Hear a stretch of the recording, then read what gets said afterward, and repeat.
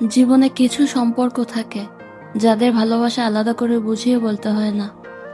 বড় বোনও ঠিক তেমনই একজন। ছোটবেলায় কত বকুনি খেয়েছি, অভিমান করেছি, আবার কিছুক্ষণ পরে সব ভুলে একসাথে হেসেছি। সময় বদলেছে, আমরা বড় হয়েছি, জীবন আমাদের যার যার মতো ব্যস্ত করে দিয়েছে। তবুও বড় বোনের কাছে গেলে মনে হয় আমি এখনো সেই ছোট্ট মানুষটাই আছি। তার সঙ্গে কাটানো সাধারণ মুহূর্তগুলো কেমন যেন অসাধারণ হয়ে যায়।